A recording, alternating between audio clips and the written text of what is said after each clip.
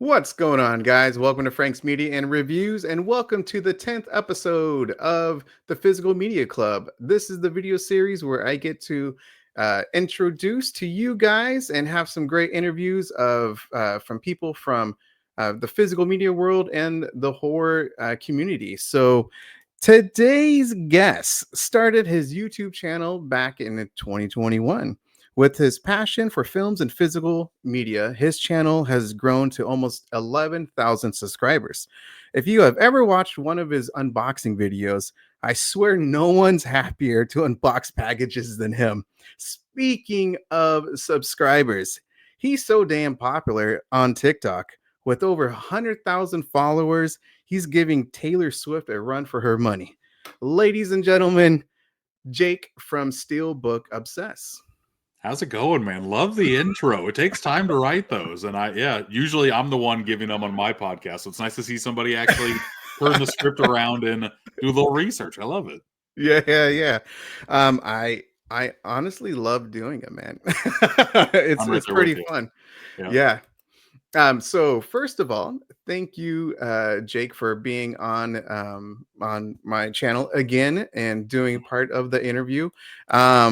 He has been on some of my live streams a couple of times now, and so I just really wanted to get to know you a little bit more, and of course, just having these type of formats through interviews. I just love getting to know content creators that I have watched for a while.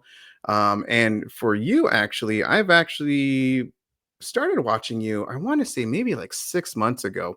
And that was because, of course, of your name, Steelbook Obsessed, which we'll, of course, get to a little bit, soon. Sure. Is that I started to really collect steelbooks like bad, and so I see the magnets hanging up behind you. I love doing that. I've had magnets up for about 4 or 5 years, and I've got a big wall over there, a strip over here.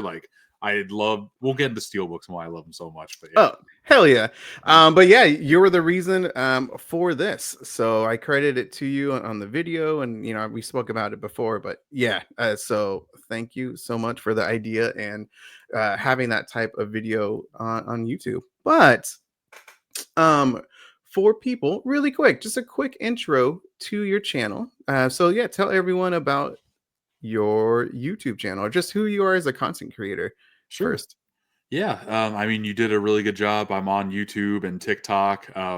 TikTok's where I really started things and really got into making daily content. I also post that daily content now to Instagram. I think right now I have like 13,000 followers on Facebook. I've got like 22,000 followers. And then over on YouTube, I post one video a day, whether that be long or short form. And then over here on YouTube, I do much longer form pieces that I'm trying to do at least once a week. Last week I did 4 in a week. It just kind of depends on how busy my work schedule is. Yeah, man. And we'll dive into all of that type of social media like craziness because you're definitely a popular man. So kudos to you for sure. I know when I discovered that I am not a TikTok person. Just not me, man. I would much prefer to make short form content than long form. I'm just afraid that TikTok's going to go away. So I'm trying to build a big safety net, I guess. And YouTube has been around forever. I probably watch YouTube more than any other app. So I like watching the stuff. Why not make content for it, Yeah. Of course, we'll get into that. But how I start my physical media episodes is with a couple icebreakers. And my first icebreaker to you is, what's your favorite movie experience that you've had so far? I have to say the first one that comes in theaters or just in general? In general. Okay. First one that comes to mind right away was watching the movie Late Night with the Devil over on Shudder, because I did not know what to expect from that movie. Shudder seems to be a very mixed bag with the quality content of their movies. I heard some good things about the movie, but I went in pretty dang blind. That movie really just bowled me over, and the watching process just continued to grow and grow, and it ended up being my favorite movie of last year, Mm. just because of how engrossing the movie was to me, how like it showed backstage content of late night vehicles, which I am a huge fan of, like the late night TV model in general. And I thought the ending almost went off the rails, but like corrected it just enough to really just cement it as my favorite movie of the year. So Mm-hmm. when it comes to streaming, that would be my answer. Nice, nice, Mhm. nice, nice. Um, yeah, I'm a big fan of it as well, and I got 4 damn copies of it, like 2 4Ks, Yeah. and then the 2 Blu-rays. So they Cape Light Pictures 4K, Second Sight's 4K, Mhm. Umbrella Entertainment's Blu-ray, and the Steelbook. Steelbook right Yep. there. Yep. Yep. So I have 3 of those 4. I didn't have the Cape Light, but I have all the other ones. I think 3 is enough. But yeah, it's just so good. yeah, yeah, yeah, yeah. It's a fantastic movie, man. The That's TV for damn guide that sure. came with the Umbrella Entertainment one. I know, It's yeah. one of Have the you few books I've actually read in my physical media collection. Yeah, did you pop in the VHS with the Night Owls collection? Yes, Did it's you? awesome because it's actually it's not the actual movie, it's Mhm. just the TV show. It's such a cool added touch. Hell yeah. Mhm. It's so good, man. It's Yeah. so good. And another icebreaker is what's your favorite memory that you had with your child? With your children, because you said you have 2 children. I So do. Currently they're 9 and 6, and movie related, I'm assuming, or just anything. it can be whatever, man. You're a father, man. So it can be with a movie, it can be not. It doesn't Yeah. matter to me. Okay. Everyone's different.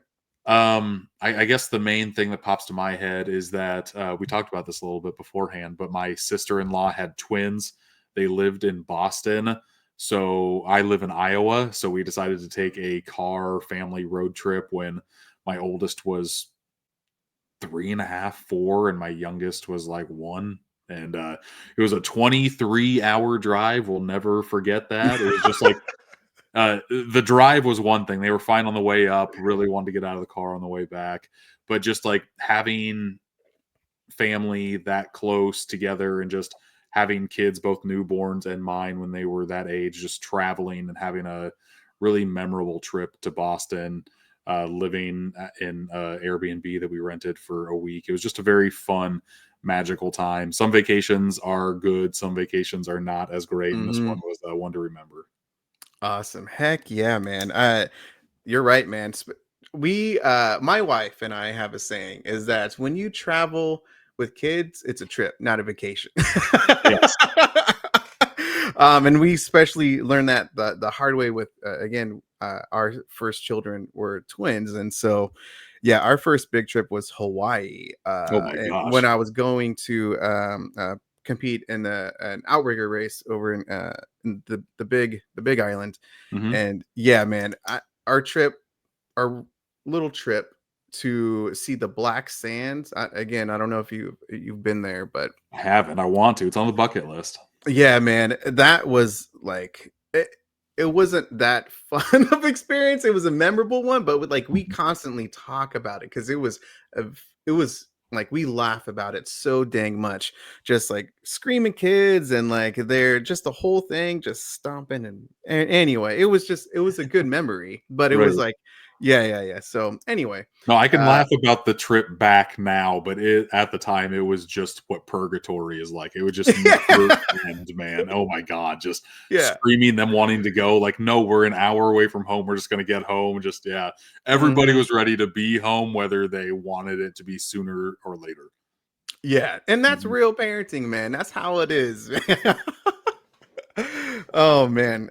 So we'll start off is as I said, what I could find is that you started your YouTube channel in 2021. Mhm. Uh and what I want to say is that was that around the same time for TikTok as well? Was that 2021? TikTok, I started in 2020, just like with everybody else. We were, Okay. I guess 2021 is when I started doing a video a day. There was like November, December of 2020 when I was just sporadically being like, what do I do in this You house? Like, did a how do I make video a videos? day? I did. I still do. Yeah. Oh my I gosh, used to do man. on TikTok, I used to do 3 videos a day. Oh my goodness. Yeah. Holy cow. And I That's had fun doing it. wild. That's the crazy part. I don't know what that says about me, but yeah. You're on Back a in the different day level. back in the day, they paid for, like, consistency and, like, making multiple videos a day, so I'm like, "Screw it, why not?" It helped to make series, like, I did, like, 3 movie trivia games in 1 minute, trying to Mhm. guess all that stuff, and I just did that every single day on my lunch break, posted it at noon. I did something with my collection, and then I did, like, a random one, but yeah, I just Wow. gotta be consistent, and now it's to the point to where, um, I have a backlog of things because now I'm making a lot of YouTube content, so I don't have enough time to make the short form stuff. So Mhm. now I do one a day. I do the movie mail is like the main thing that stays new, and then I put a lot of older stuff out, but a lot of people haven't seen that on the other apps. So Mhm. Um, so what made you start TikTok and then the YouTube again? Because that's how I know you is from mhm, YouTube. right. But yeah, what made you start that? Let's see here. Let's step back a little bit. Before I started doing it individually, I had a YouTube channel with a group of friends back in Oh, like 2017. It was called Super Media All Stars. We had a podcast. We did like 73 episodes, I want to say is where we ended up. And over there, we did weekly podcasts and we also did videos. And the first like video that did very well for me is I don't know if you are a video game collector of any kind, but there was a Super Mario cereal that got released in like 2018, 2019. I don't even remember when it was, but it was so hard to find. So I just made a video of me looking for that and it got mhm. like 20,000 views. It's just like, oh, okay. People like Oh, this. yeah, I yeah, was yeah. also watching Durant Cinema at the time. Like I've been watching that dude forever, and I've had him on my podcast, and we Yep, I've talk, seen that. and he's Mhm. such a good dude. But because I liked his videos, I started doing Blu-ray hunting videos at like Best Buy and Target and stuff. Mm. Okay. And I caught the bug, and then I just kind of stopped cold turkey because we stopped doing the podcast, and I was just kind of in a rut. Like, what do I do now? Like, I just was at a loss of what to do. My Mhm. wife kept on telling me to get on TikTok. I'm like, TikTok's stupid. That does not seem like me. It seems like a generation has passed me by on that. Um, and then COVID happened and everybody was stuck at home and I was still trying to figure out what the heck to do. I started messing around on TikTok, first just scrolling videos. Okay, this is fun. And then I started messing around in their editing tools. And I still think the TikTok editing tools is like the best and easiest tools there are out there to make short form content. Hmm. It's just so nice. And with normal ones, you have to like make different videos or like split edits and stuff. With TikTok, you just like hold the button down to record a video, take the button off, and then hold it again. Like no cuts are really there. You can just do it on the fly so quickly. And that's how my brain works. Is like get it done over with. Don't kind of think and get in the weeds when you're in the editing process. Oh, so you can pause whatever that you're doing, let go, and then like go back into it. So you can do like you can do as long a chunk as you want, but normally like Mhm. when I do like edits and cuts, I do like 5 to 15 seconds. And Mhm. if I like that chunk, I'll go on to the next one. If I watch it and I don't like it, I can just erase it and try it again. Like Hmm. it's the easiest app that I've seen to where like, okay, I can see on the fly what's working and what's not. Mhm. And for me, that really helps instead of recording everything and then going in the editing booth and seeing if it works. Yeah. Yeah, that's actually great. That instant yeah, like what It's you were nice. saying. It's Yeah. and that's what really got me hooked on making videos because they also have a lot of different filters. Like they have a green screen filter that is the easiest thing to work with. Like I can record a video on my phone and then they literally have a filter to where I can play that video with me over top of it without having a green screen or anything. They just have a filter on there and it Oh, wow. the more you dig in the weeds of TikTok, the more you're like, dang, like they are cramming in so much in these editing tools and Mhm. it was just so rewarding. So I just kept on posting videos. I want to say it was less than 20 videos that I did. I want to say it was like number 11 or 12. I had a video that hit over 100,000 views. That was Mhm. my Knives Out Steelbook, like showing off the secret and Yep. stuff. And once that hit, it was kind of off to the races. I would get very solid watch views and time and follower counts, and I got addicted to that. And then Yep. I unlocked monetization of that, and then it's just like I can't stop now. And it's Yep. 2025, and I'm still kind of chasing that bug, man. That's really cool, man. Heck Mhm. yeah. You get that itch, and then once you achieve it, you want more of it. So Yeah. So yeah. once I did TikTok, I went over to Instagram and Facebook to continue to scratch that itch, continue to just kind of like spread my name value out there because Mhm. it's kind of like once you get a routine of posting the same video to 4 different places, it really does not take that long. I would say it probably takes me 10 minutes to post to all 4 in the morning, and then I just kind of go on with my day. Hmm. Nice. And it Uh, helps because everywhere you get monetization, everywhere you get a unique follower base. And mhm. I love TikTok, but the people who watch my videos on TikTok are so young that sometimes they don't understand. I really like Instagram a lot. I, Okay. a lot of people are soured on Instagram. I have a nice core following over there that just I don't know they like what I put out, and I talk to so many people on that messaging app. Like Mhm. there are certain there are certain positives and negatives on each app. I guess I'll say that. So I think I'm just used to posting to all of them every day. That I kind of deal with their user interfaces every day and talk with the same people every day or every week. But yeah, Mhm. just fun to do. Man, that is very time consuming, man. I'm only just on, YouTube and Instagram is a little bit not so much on Twitter. I do have an account there, but like Hmm. yeah, I don't know how you do it with all those social media accounts, man. Holy cow. Just Like, get used to it. You gotta find a routine and make it normal. Like that's my thing. Like I will make a video and I will try to. I usually have like 2 nights a week where I make all of my content. And oh, okay. once that happens, like I'll make like 3, 4 videos in a night. I know which ones are going to post when. And once a video posts on TikTok, you save the video, save the captions and everything, and then just repost to Instagram, repost to Facebook, repost to YouTube.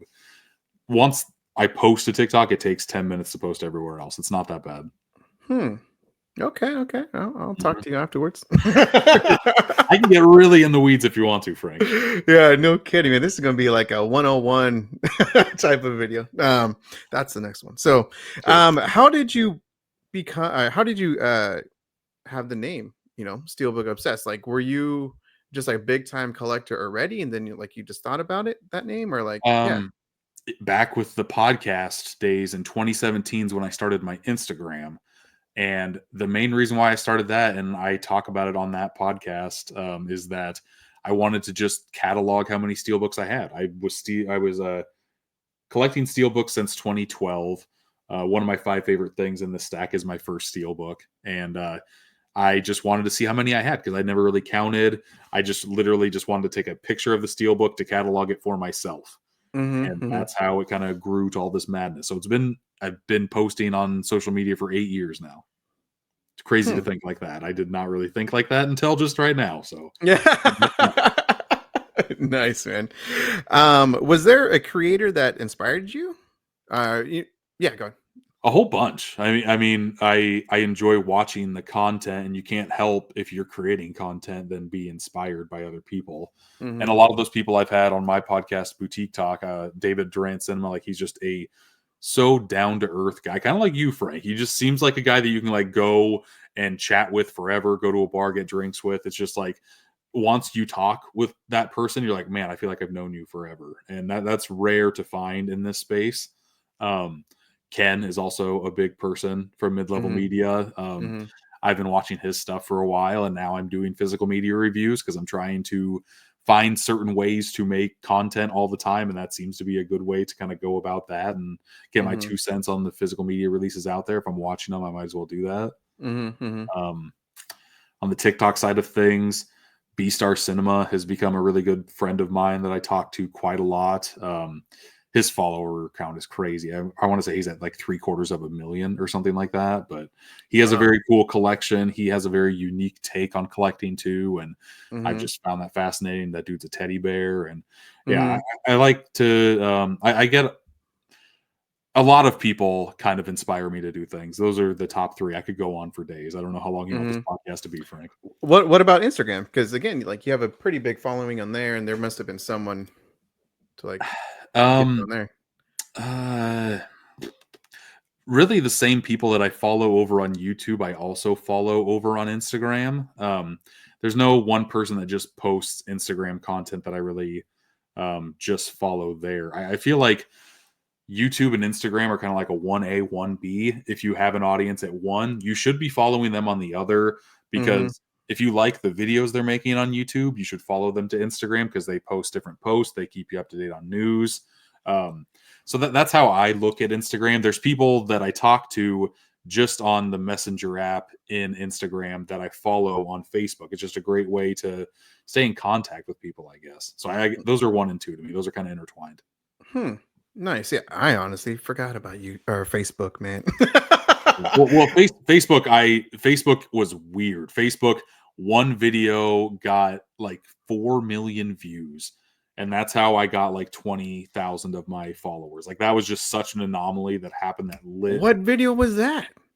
I knew you were gonna ask me that. It was Yeah. Whoa. I want to say it was a movie recommendation video of some sort, where a guy on TikTok that I also follow, Jesse Movie Nerds, I very good dude, and his thing is like posting questions, and on TikTok you can take 5 seconds of a certain video and then intertwine yourself. So he had the perfect formula for that, to where he asks a question that I really enjoyed, so I took that 5 seconds. It's like the movies that made you fall in love with movies in your childhood or something like that. Mm, And one of the ones nice. that I brought up was Heavyweights, and people loved that movie and Uh-huh. people connected with it. And like, no, not enough people are talking about Heavyweights, and it just exploded and like went into this weird little niche. Like, this crazy explosion happened to where like the fuse was lit at just the right way, to where the Mhm, explosion was huge, and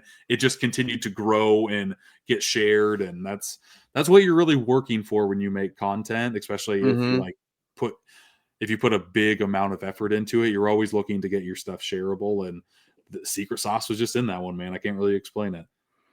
That's pretty cool, man. Yeah, that's crazy. Holy Mhm. cow. It's a heavy one.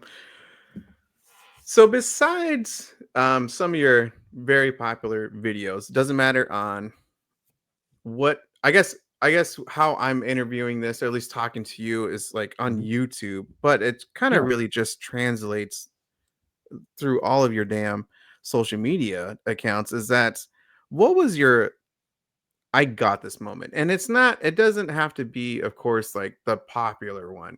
Th- Like there's got to be a video where like it was like maybe like you got it, and then soon after, it was like that big video that popped. So, like, what was the moment like, at least in regards to, let's start with YouTube.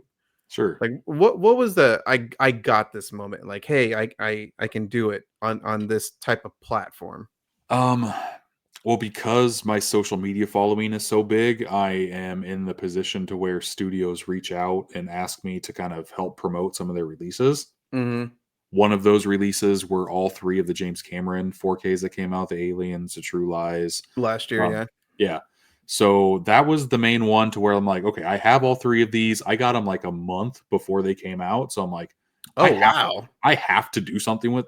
Yeah, for some reason Disney is the main studio that sends their stuff out crazy early. Everybody else maybe does a week if you're lucky. Disney sometimes sends them out a month. Like, those discs were pressed and ready to go. So I just kept on asking myself, okay, I have these this early. What I feel like I need to spread the word on how these transfers are, because that was like the main question that was out in the community. So Mhm. I made that video on my Steelbook Obsessed channel. That's still probably one of my top 4 or 5 performing videos. It did about 10,000 views on the long form side of things, and Mhm. that's the one where I'm like, okay, I should probably start focusing on making content here. But then I also like I make these duet videos, to where it's like I'm I a movie saw based. those, man. What Yeah. duets with the cartoons and stuff? Yeah. I Yeah, I was like, "Holy damn it." Like, that's I crazy. try to do one of those every week, just because one of those. I think 3 of my top 5 videos are those videos, and they're like a I looked, minute yeah, long, and they get the a quarter of a meatballs million one. views, Yeah. 30,000 views. It's just like, nuts. I don't really understand it, but people like when I talk in silly voices and stuff. No, yeah. And one of my goals was to always, since I was like 5, 6 years old, is just like be a voice of a cartoon character and just kind of Mhm.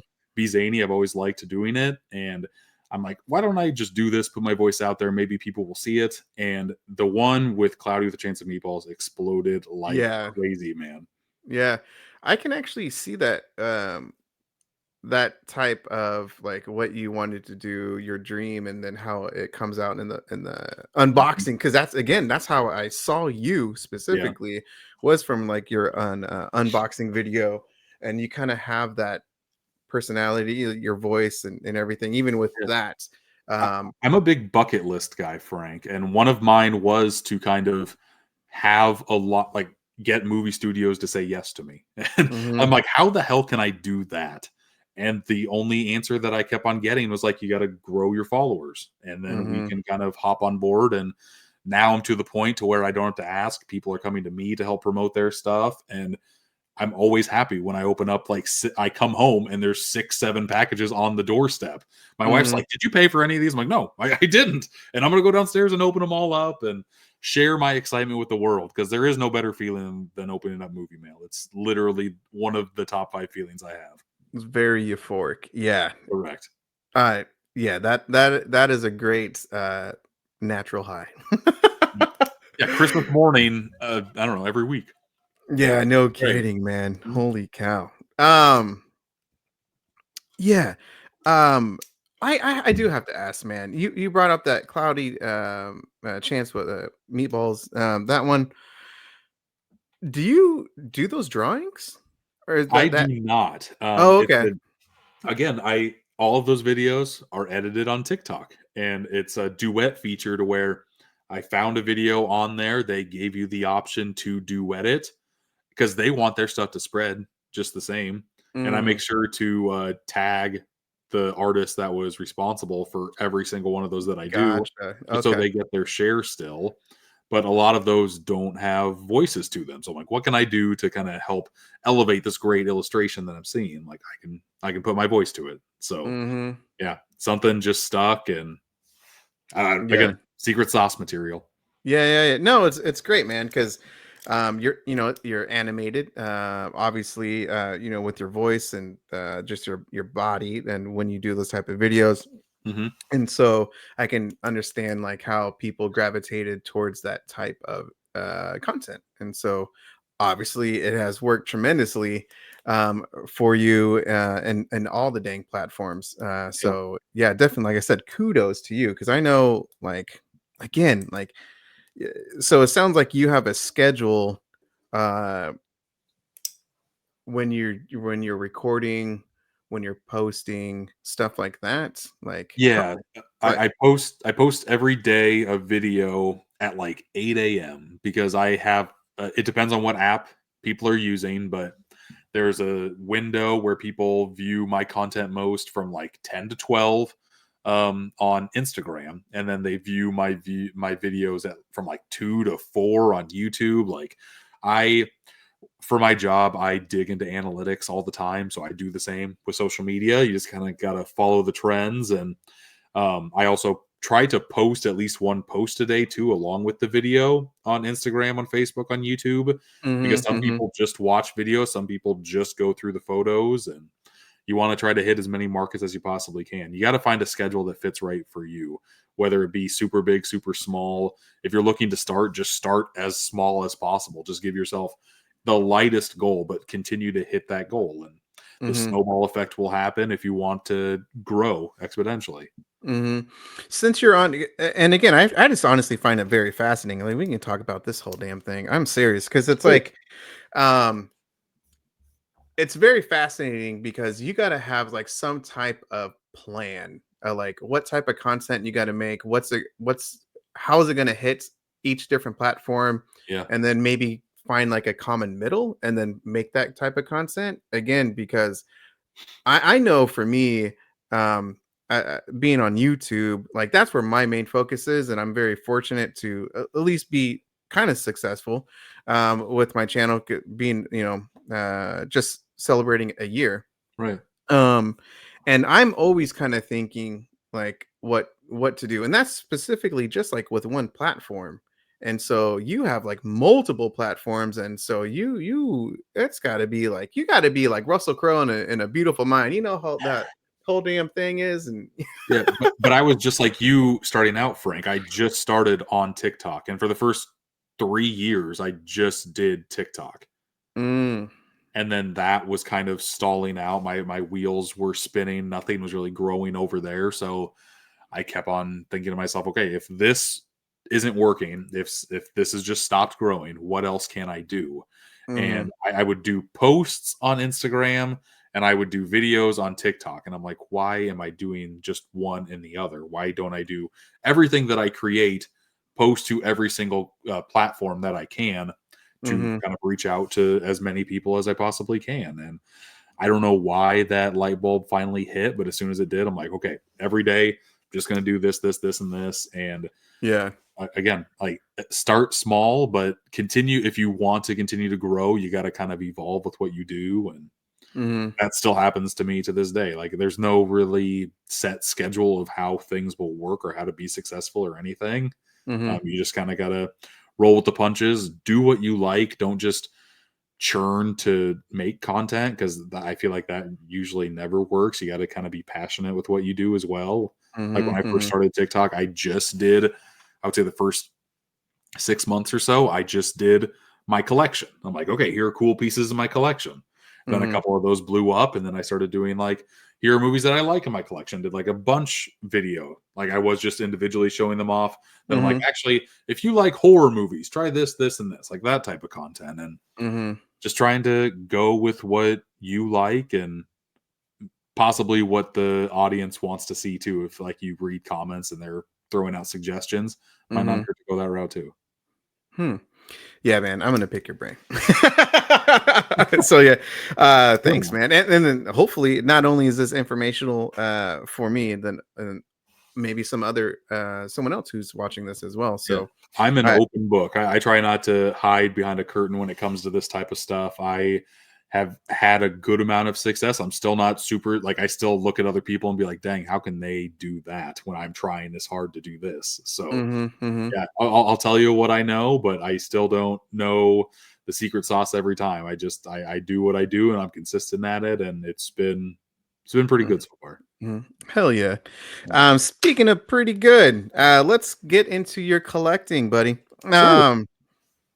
Why did you start collecting physical media? Like, yeah, Um, or when? I Yeah, go I've ahead. always collected physical media, I guess. So I've never stopped. When did I that start for you? I back when I first got my first paycheck when I was 14 years old, and on Saturdays I would ref flag football games. I would get $20 a game that I would ref, and I would usually ref like 4 or 5 games a day. So I'd usually go home with like 80, $100. I would spend at least 40 of that every week on used VHS tapes at my local mom and pop shop that they were selling to get rid of. And I'm like, I want this. I like this movie. I want to watch these as many times as I want. And Mhm, that's still what I'm kind of doing today. I also still, at a young age, I wanted to get the best deal possible on things. I'm still doing that. Yeah, I feel like it's harder to do that today than what it was when you're in a retail space and they have to get rid of inventory and they got to take down prices. mhm, Now with everything online, they don't necessarily need to do that, which is kind of a bummer and kind of making my love of collecting kind of diminish a bit. I guess it was definitely not the high that it was. I would say the high of collecting is probably when I first got my first Blu-ray player when I was in college. I bought a PS3 back in my sophomore year of college, and I just got my first place with my girlfriend, who's now my wife, and I had a little bookshelf. And I'm like, okay, let's fill this sucker up. And I mhm, would mhm, go to pawn shops. I'd go to Goodwills. I would try to get as many movies as I found that I liked for as cheap as possible. And it was an absolute blast. Like, there's no better feeling in the world when you don't have a lot of stuff and you're finding all the stuff all the time. Like, mhm. you're striking gold every time you go out. That's the best. Yeah, damn it, man. Okay, so You just got me thinking, man. Like I wasn't even freaking thinking about this, but like when you were describing that moment, I just kind of thought of the moments where my one of my favorite moments is when I used to like step inside a Blockbuster or Hollywood Video and just take all of that smell, the look, Yeah. everything, and go through the bin because that's how I started collecting my DVDs because I used to have 400 of them and then moving and I had to get rid of them. So Yeah. sad face. But I had a good collection. That's because those places used to have like two for $20 or whatever the deal was, and I just ate that up, man, and I just loved that experience. It and was the and best. Yeah. yeah, it seriously is the best. And then, like, of course, your mom and pop movie rental stores and everything. And man, yeah. Back when I was in college, Frank, I used to work at a Hollywood Video. Oh, really? Yeah, I did Nice, man. for 10 months, and then it went out of business. So I God, probably over 100 of these movies were Hollywood Video titles because we would even get trade-ins at Hollywood Video. Like people would bring their collections in and trade it in for credit to rent movies. Like it was crazy. And back when everything went out of business, they were liquidating everything. Mm. And all of us employees would just have stacks in the back of stuff that we wanted to buy.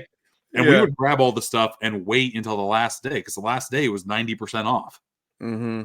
So I bought that stack alone had to have been 60 movies. And I got all of them for a fraction of what they sell for now. They were Criterions, they were Blu-ray was still I should have got more Blu-rays. I got a lot of DVDs back then, which still kind of Mm-hmm. I'm kicking Mm-hmm. myself for. But Hollywood Video had a Criterion section. That's really the first time that I kind of looked and learned what boutique labels were. It's like, oh, what are Mm. those over there? And it's Criterion is just kind of like film class 101 more or less. Mm-hmm. And for me it was like boutique 101. It's like, okay, what is this and are there any more of these? And it just kind of opened up a can of worms from there. Next question is was there a person who influenced you to become a physical media collector? Like for me, it was my dad. He gave me like he loved VHSs and so did I. Yeah. So he's the reason why I became a physical media collector. Was there anyone for you? um Nobody in my family. Like my family still thinks it's weird that I collect all this stuff, but I've been doing it forever, so that it's just kind of second nature. I had a friend in high school who was pretty well off. So he just had a lot of stuff at his house anytime I went over. And I Mm-hmm. think that's what really caught my attention is like, man, I like stuff. I like to go over here and watch this stuff or play this stuff, and I want to have that same experience at my house. So that's probably what it is. Yeah. Like collecting movies, probably nobody really like I didn't really get a good like movie watching friend until high school. Like I was friends with a kid who he really wanted to be a director. I did a couple of like student movies with him. He was taking a college film class. I starred in a couple of his movies. It was a really fun time, but that's where Mm-hmm. I really like broke into like, okay, a certain director does this, and this type of movie. Let's watch his entire filmography and kind of geek out about it. Like I still think back to those times, and I still watch directors' filmographies and just kind of dissect them. It's for Mm-hmm. me, it's very entertaining to see how a director evolves his craft.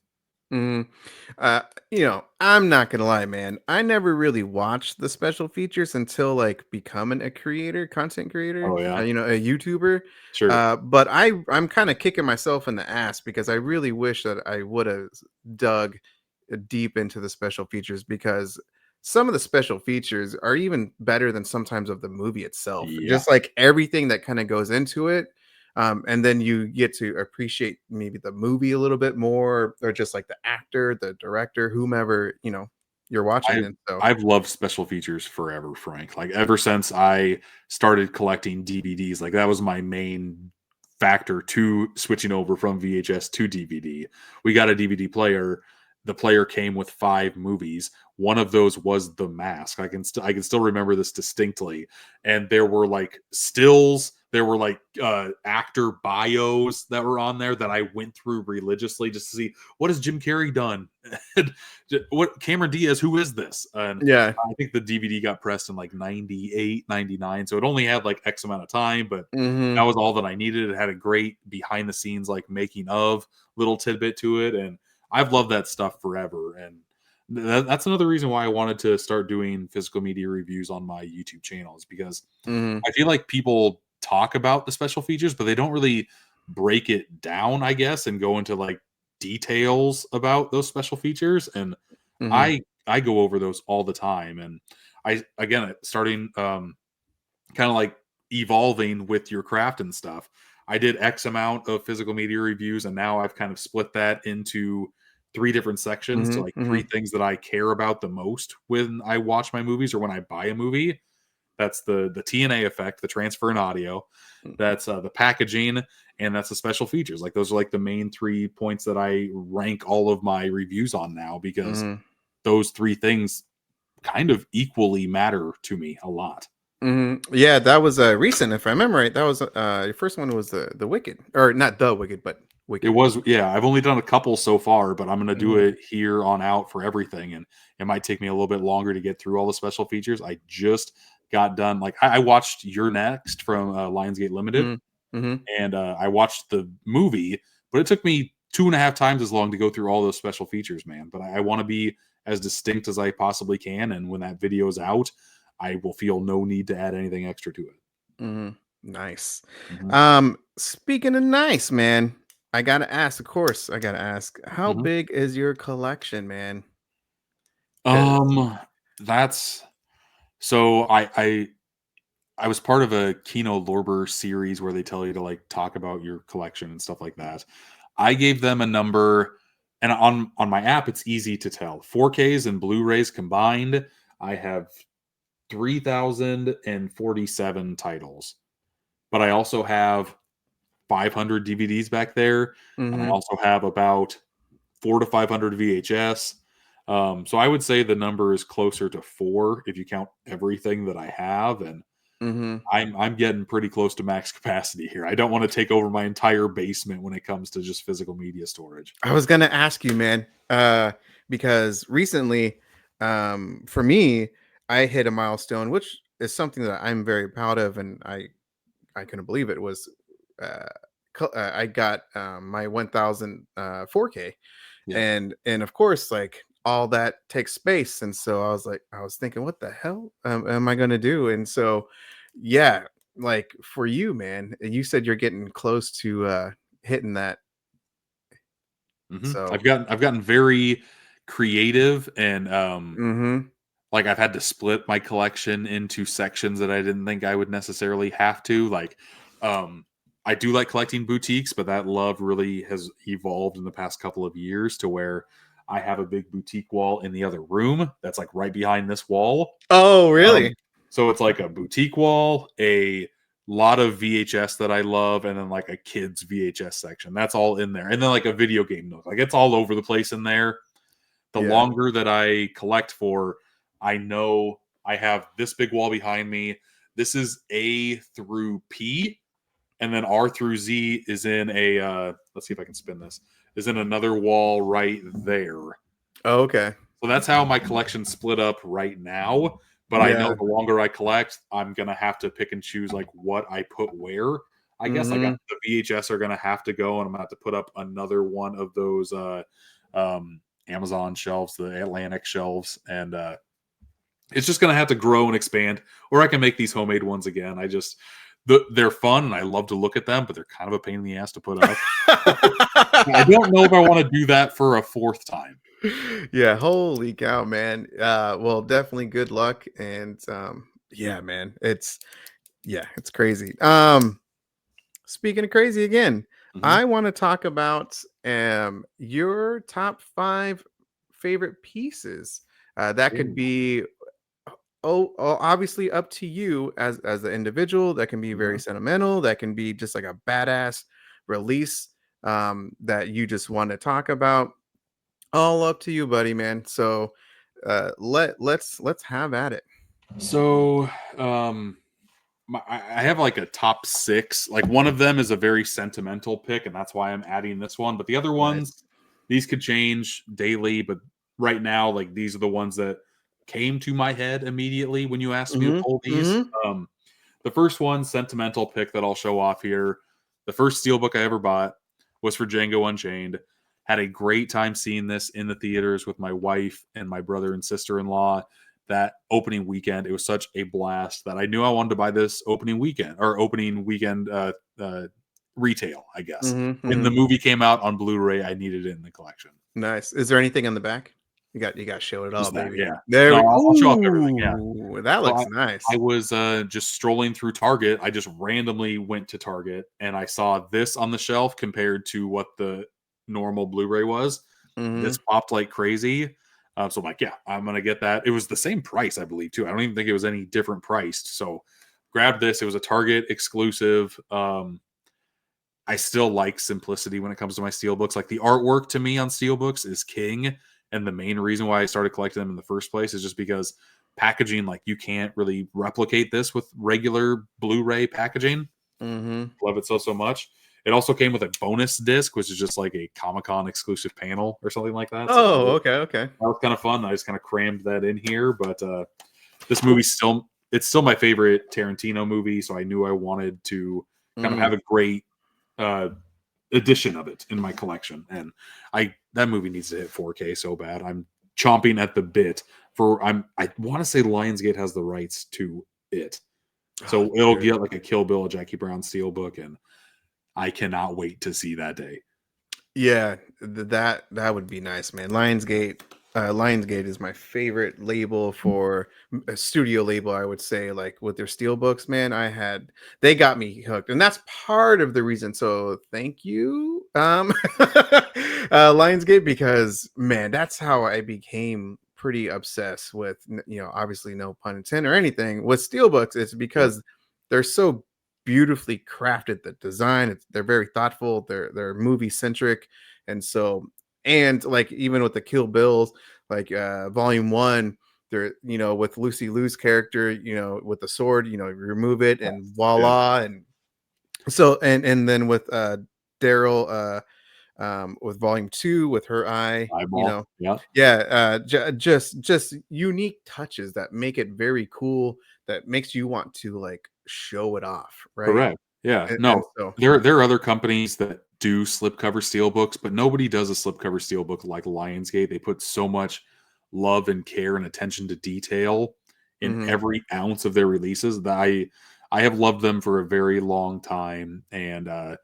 was fortunate enough to have the vice president of marketing on my podcast, and ever since then, that kind of opened up another door for me to where I'm able to review pretty much every release that they have coming out, which is absolutely crazy and a dream come true. And he's even telling me secrets on the Steelbook, like the Your Next one. I don't know if you saw the video that I did, but they have another one of those like flip the Steelbook over, but keep the slipcover the same way. oh, no, Type I it down didn't. and it'll give you a secret. Oh, It's a wow. Do you know the Knives Out Yeah, of slipcover? course. Yep, yep. There's a similar thing that happens. I made a video about it a couple days ago, but I would have never found that out because this one is even more uh, hidden, I guess, than what the Knives Out one was. But it Well, kind of yeah, does because the that same one's thing. pretty obvious. It points out to Chris Evans, and so, This one has the Your Next logo is on the slipcover. mhm, The steelbook on the back has a picture of the family photo that's in Your Next. mhm. You put the slipcover on it.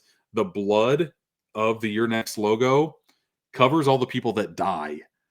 And the Oh, two what? people that aren't covered, spoilers for Your Next, so Mhm. for the next 10 seconds. The two people that aren't covered in blood are the two people that kind of, killed off their whole family. Yeah, So, yeah, yeah. yeah, Wow. it's a very cool touch, and I wouldn't have found that if Aaron didn't reach out and say, "Hey, you might want to do this." So, I'm like, okay, let's That go. is pretty damn cool. No, I didn't even see oh, dude, that's pretty sick, man. Yeah. Wow. Now I gotta get it, man. I honestly wasn't gonna get it because I have the second sight, You're Yeah. Next. I'll give you a spoiler of my review that should be out like Monday or Tuesday. It's pretty much the exact same transfer, exact same special features that are on the Second Sight disc. Mm-hmm. Lionsgate gave Second Sight the rights, but in turn, Second Sight gave them every single thing they worked on, the transfer included. So Mm. I have both the Second Sight and the Lionsgate. I enjoy the packaging of the Lionsgate better. So if you have one, you don't need the other. But if you don't have any, I would go the Lionsgate limited route. But that's me personally. Part about being a damn like movie lover / collector. Like I freaking love steelbooks, man. So again, because of you, I did this, and I love displaying. Like I just recently got these, right? And so I wanted to put them up, and so how was that Constantine steelbook, man? I love it, man. The debossing is next level on that thing. Yeah, and I really enjoyed the damn movie. It is such a fun movie. Dolby Atmos is great in it as well. Transfer looks good, but seriously, man, yeah, you're right, man. It feels really good to the touch too. Again, with the debossing, baby. More from what I've been told, debossing a steelbook adds about 10 to 20 cents to the steelbook, depending on how much is done. Oh wow, Just there's a lot of debossing. I there's know it's lot. gotta be Front and back. be around like front and back. I know it's gotta be like 20, 25 cents to get that done. Mm-hmm. But it adds so much to it that I think people are buying it because of that debossing factor. Mm-hmm. It's sexy, guys. It is. It's a treat. It's getting me all hot and bothered there. Yeah, it's Flames of hell get me hot and bothered. Nice, hell yeah. All right, so that was movie number 1 was Django Unchained. What was the next one? It was. You got 6, so I do. Trying to think of even where to start. I'll start off with this one because people are gonna be like, "What the hell is that?" So I'll either lose you here or not. It's the movie Clay Dream, which I feel like nobody knows. It's from a boutique label that does not get talked about enough, Oscilloscope Laboratories. I am a big fan of documentaries. I'm a big fan of stop motion animation. This documentary talks about the father of claymation, Will Vinton. Oh, yeah. Okay, he made like Yonoid. He made the California Raisins. His studio was here in Oregon.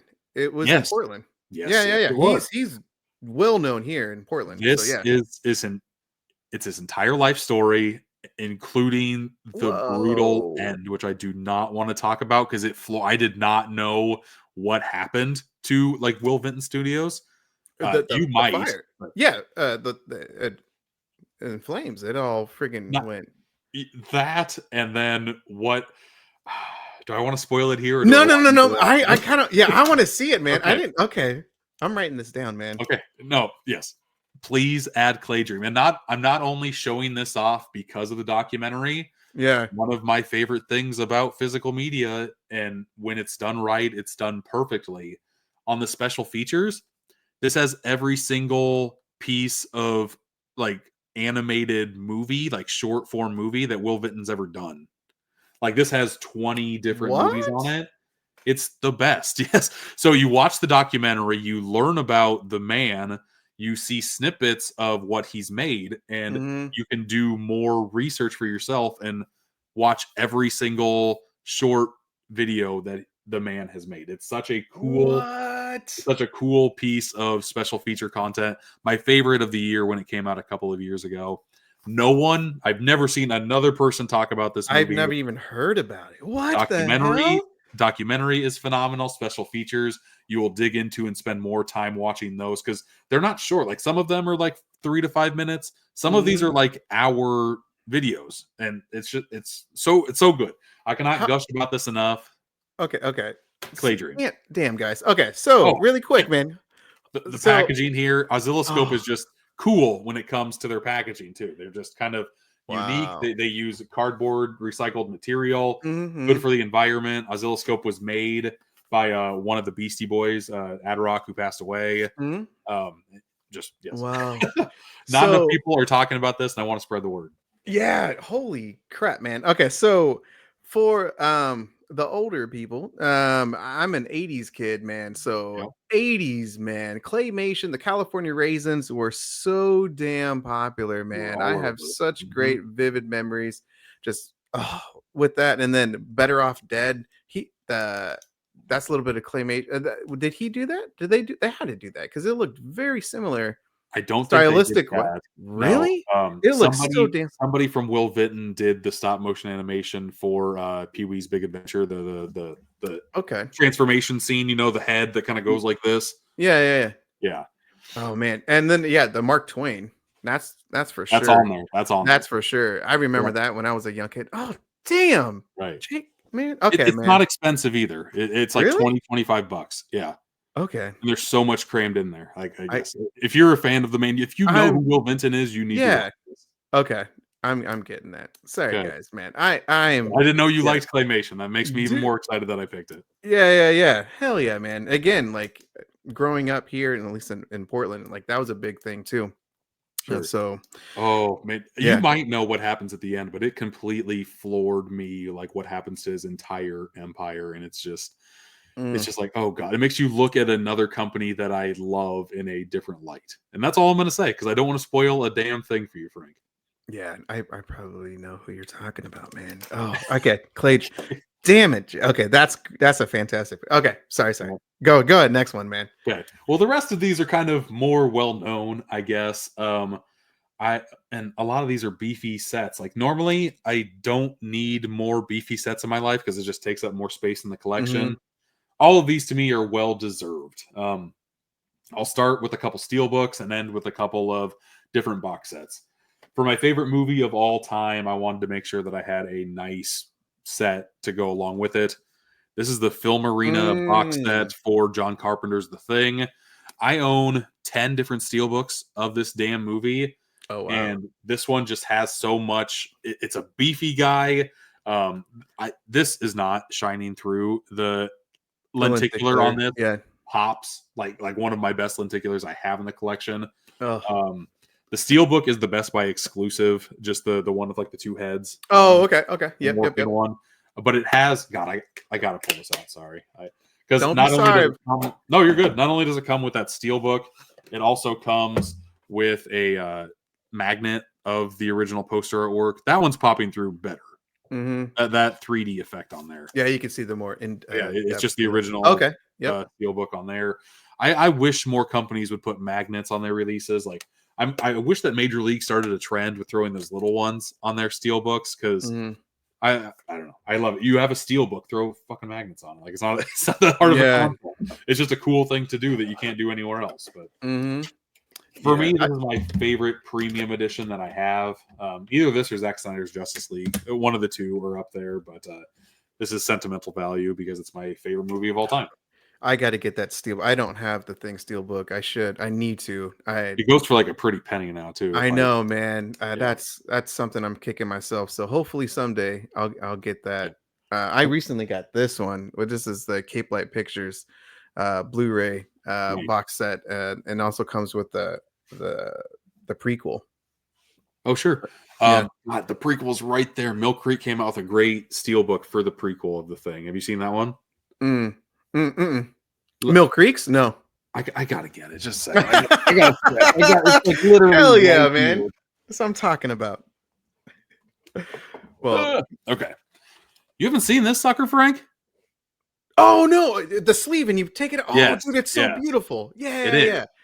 I don't know if this is sold out or anything, but like this was one of my favorite Steelbooks of the year. It came out. What is it? 2 years ago now? 2023. 2 years ago now. Oh man. Mill Creek doesn't get talked about enough with their Steelbook releases. Yeah. Last year with Walk Hard, that was my third favorite Steelbook of that year. That sucker was just shining from every ounce of artwork that was on there, including the discs. So good. Nice, man. Yeah. Okay. Another box that I had. This was like the first big Holy Grail piece that I had in my collection that I knew that I wanted because I like this franchise so much. And again, I didn't get it because I want to get a deal on my steals. So I finally found this for under $100. The Harry Potter 7-film 4K or 8-film 4K collection. I got it for $100 because there's like dents on the library case. Oh, gotcha. That doesn't matter to me at all. All of the Steelbooks are in pristine condition. This makes me so excited for the Nightmare on Elm Street Steelbook set that we're going to get because it's going to be like Besides, it's gonna be Beautiful. 7 instead of 8, but it's gonna be pretty much this size. Mm-hmm. God, I hope they put good artwork on that set. Yeah, I got that same one. I'm a little, I'm a big Harry Potter. I watch it every single December. Yep. And there is a dark arts version of that as Yes, well. I don't yes. know if you knew that. So yeah, I've that seen looks that. I awesome. only need one Harry Potter set in my life, but that one was very tempting to get as well, just because I do like the franchise a lot. Mm-hmm. Let's see here. I got 2 more for you. This one is very recent, but this one kind of blew my socks off a little bit. This is the Psycho Mm. 4K box set. Just Mm-hmm. because I'd only seen the first one and the Gus Van Sant remake, I never really saw 2, 3, or 4. And I fell in love with each and every one of these movies, man. Like, this is such a solid franchise that didn't get enough attention until this box set came out, and it had a Mm-hmm. big popularity push. And I'm hoping that it doesn't kind of lose sight of that again and nobody talks about it again. That seems to be the wave of physical media. You Yeah. get a release, you talk about it for a month that it's out, and then you're on to the next one. And I think Mm-hmm. this release is something special. They put together new special features for this set. The 4K transfers look awesome on each and every one of these movies. Yeah, I didn't think that Psycho would be one of my favorite franchises of all time, but it's definitely in contention, top 10 at the very least. It is. I enjoy these movies. It to me, it is the most underrated horror franchise. Psycho 2 is, for me, as good as Psycho 1, and I never thought I would say that before seeing it. Like, Psycho 1 is a classic. Psycho 2, criminally under talked about. Yeah, and the fourth one is good too, man. Fourth one is very surprising. Third one is fun. Fourth one is fourth one I thought was a little bit it got into like campy territory, I Mhm. guess. And I don't know. I thought the mom who played the young Norma Bates was a little bit much, Yeah. but it was still fun to go back into that backstory. There's not a bad movie in the bunch. Oh man. Yeah, fun. Dude, I just watched not even related, but it's like I like bad good movies. Yeah. And so the reason like that's why because Psycho 4 is like crapped on, right? But so Mhm. I kind of like I thought it was gonna be terrible, and for me, I had a good time watching it.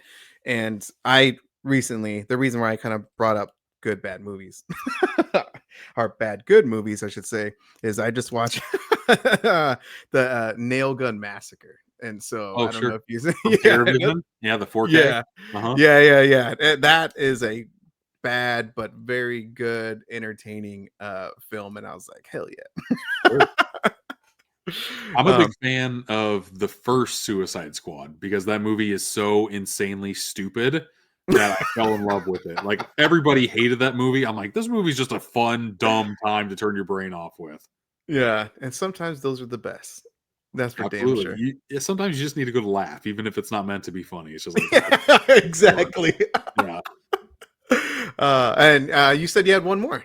I do, yeah, because I do like me a box set, and normally it's for franchises. Mm-hmm. Imprint Films does a great job at making box Mm-hmm. sets for just individual movies sometimes. Mm-hmm. This one is for The Wicker Man.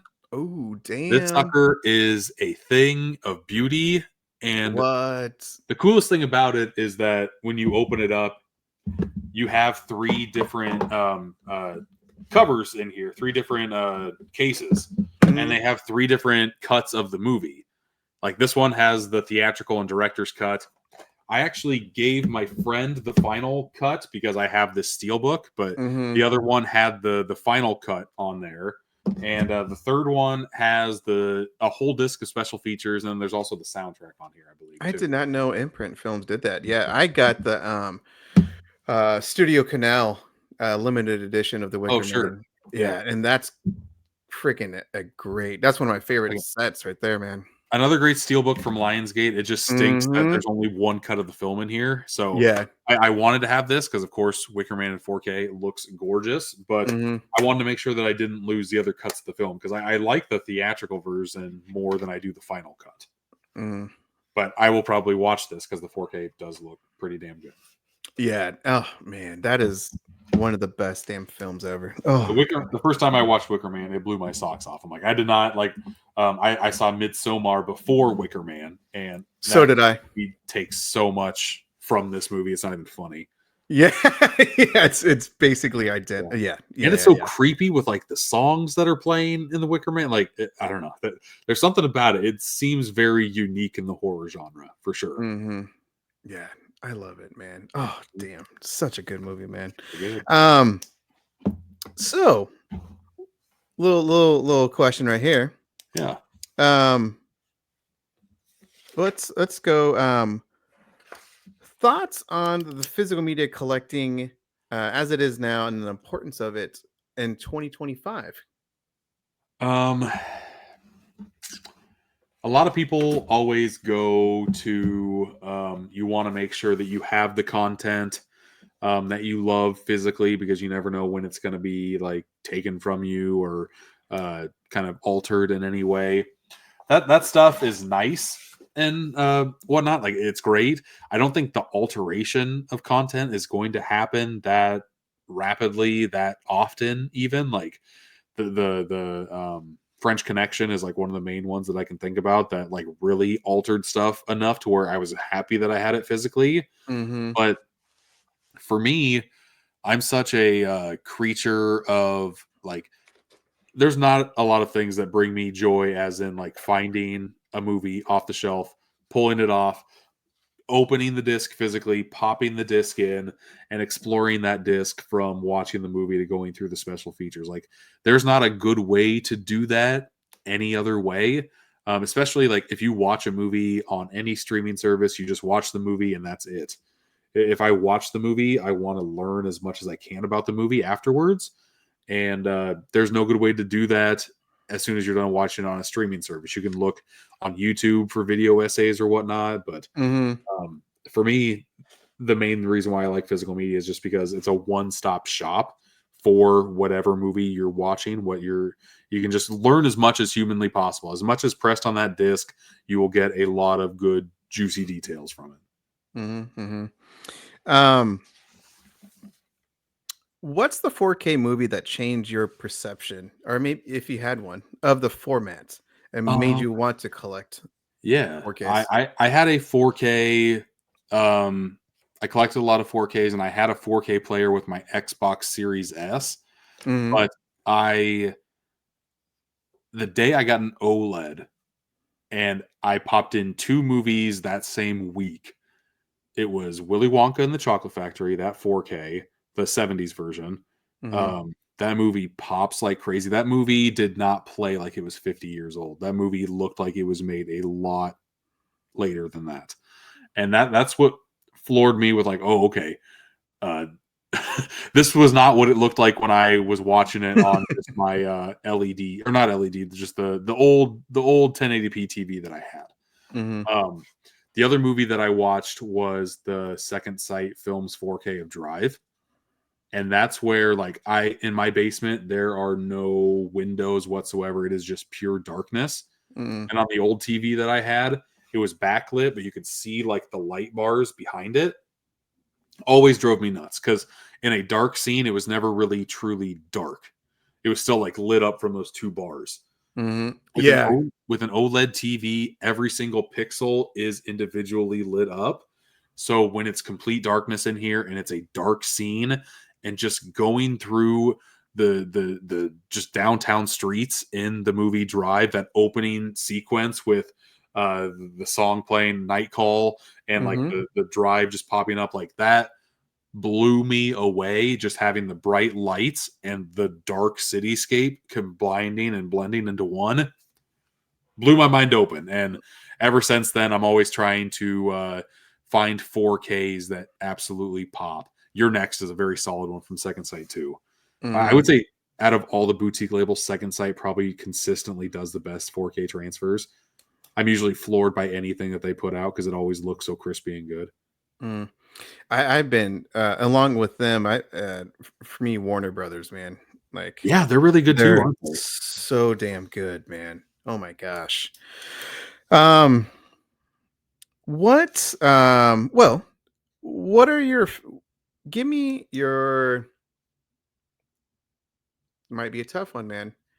I guess excluding Lionsgate Okay. because I know that you're really good. They're one of your favorites.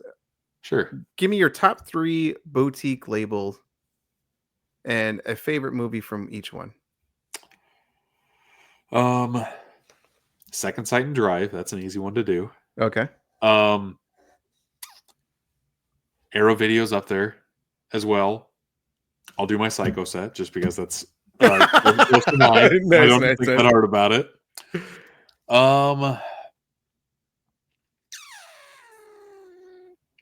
What's another one? I would say, or their Hellraiser set. That one was really solid too. Just trying to think off the fly. Another boutique label that I love. I can't help. I like the first boutique label that made me fall in love with boutique labels outside of Criterion was Scream Factory.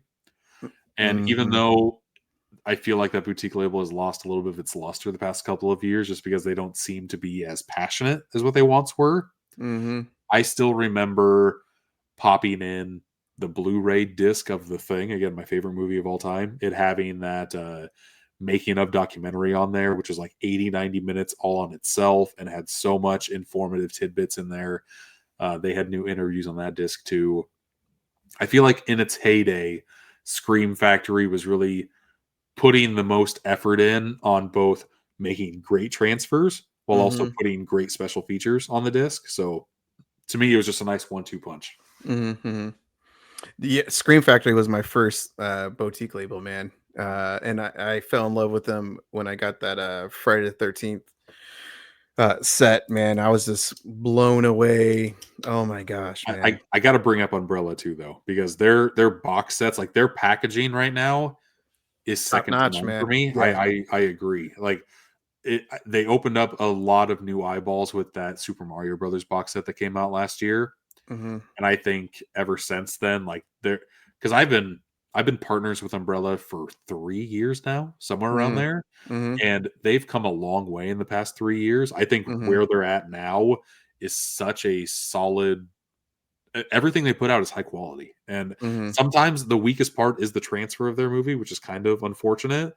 But every single movie they put out has great special features on there, has new video essays, and that's stuff that I love. They also do like film focus where they kind of pinpoint down on a director and showcase either a lot of their trailers or talk about their filmography within a video essay of a movie that they release. I don't know. Umbrella seems pretty unique in the boutique label space. Oh, for sure, man. Let's give some love to Umbrella Entertainment, man, because I freaking love the crap out of them. I first got into them with Possession, which is a phenomenal movie, y'all. And that movie's crazy. Oh, crazy! Did you hear they're remaking that movie, Frank? What the hell? What?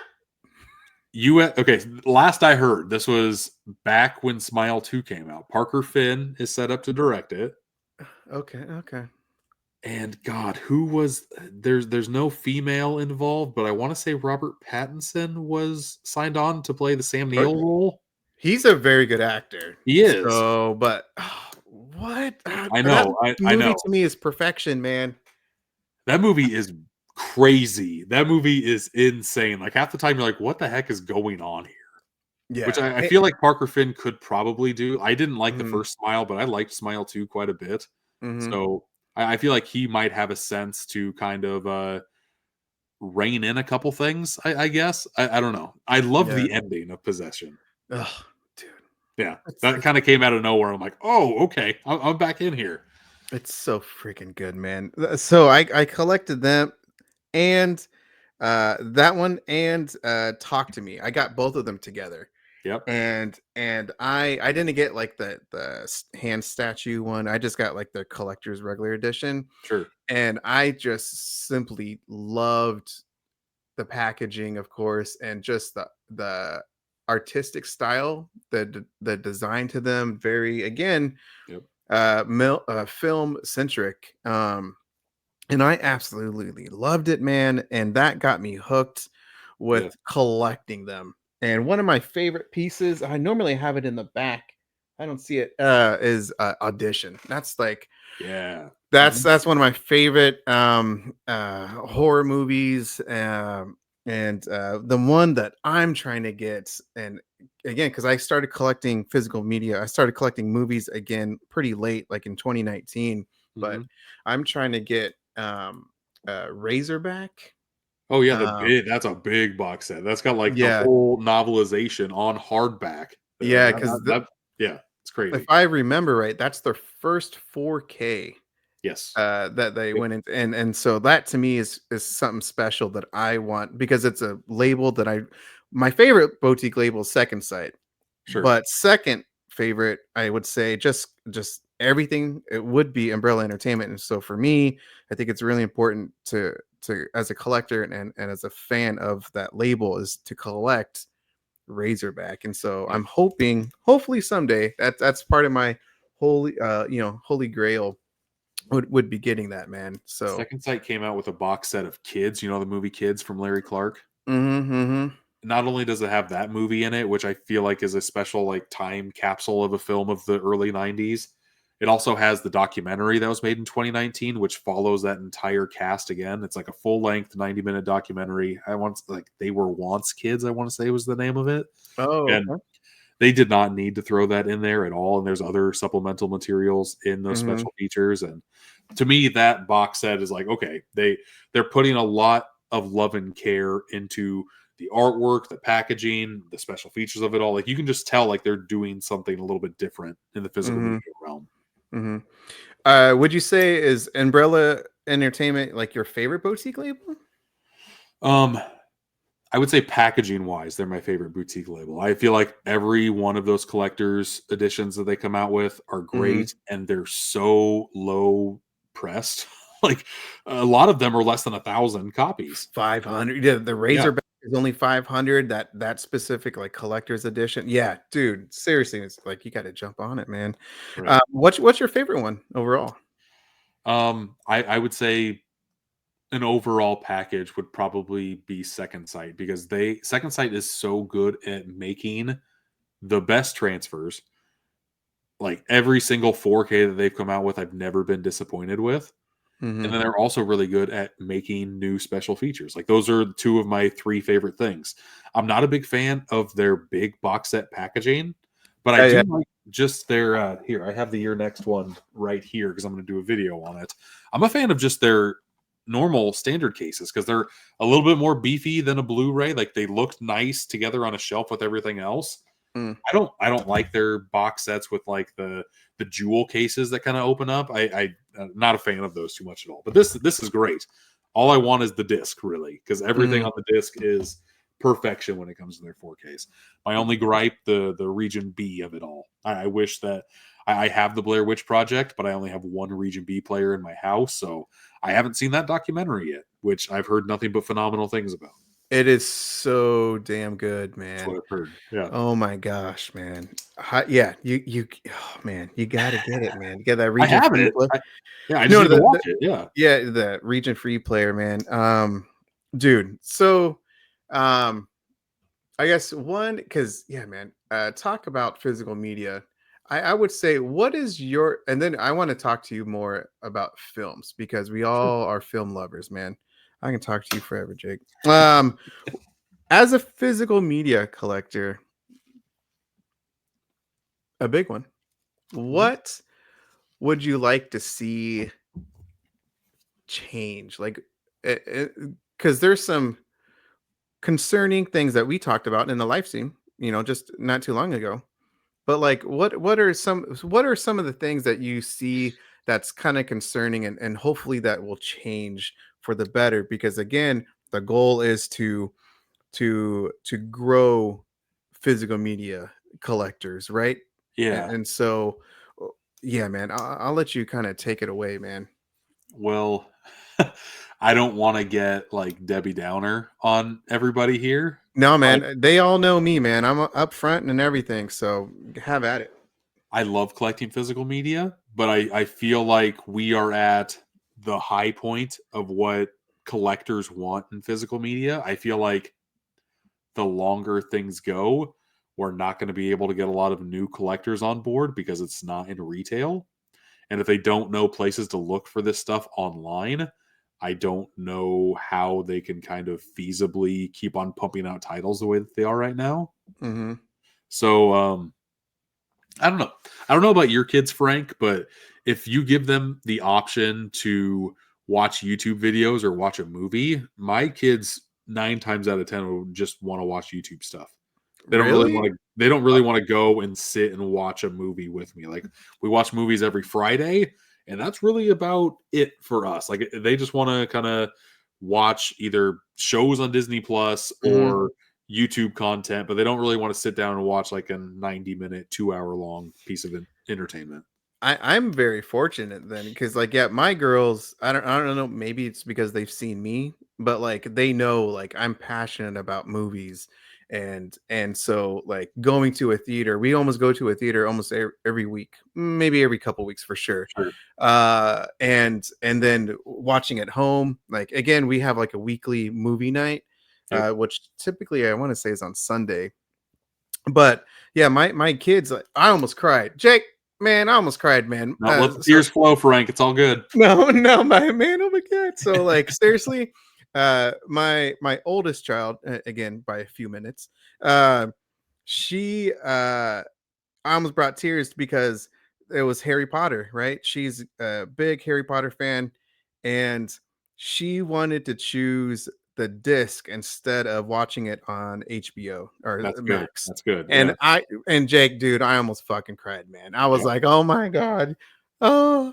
So I When cherish we that moment, man. when So we like, do watch a movie, my kids do that too because there have been times to where the internet isn't as strong and like it starts to look a little pixelated while you're mm-hmm, streaming.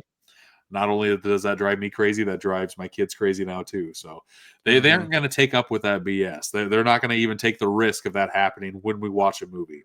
We're going to yeah, go downstairs, pick something in the collection, and pop that in. mm-hmm. Oh man, yeah, dude. It's good. Uh, so yeah. Anyway, yeah.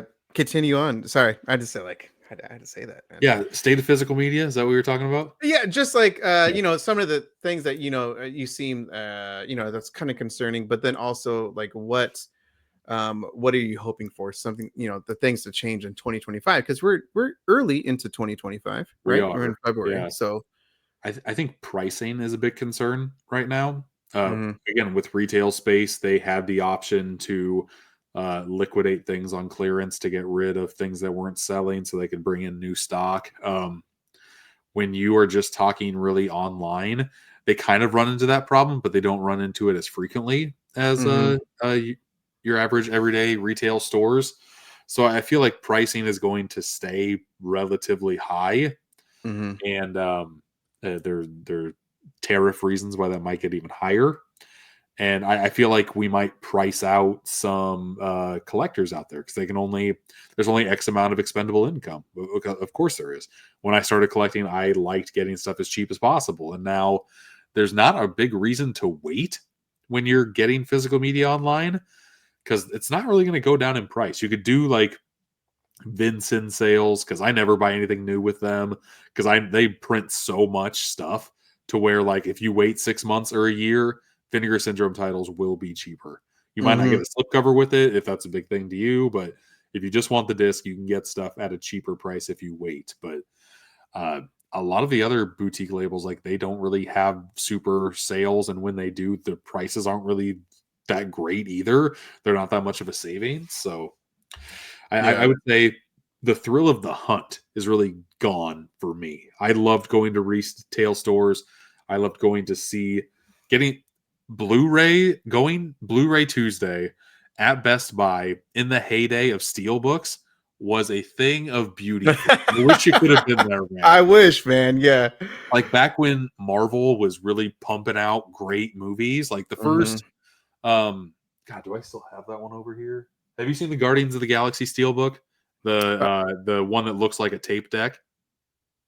No, I don't think Oh so. my god. Okay. Yeah, it's right here. There we go.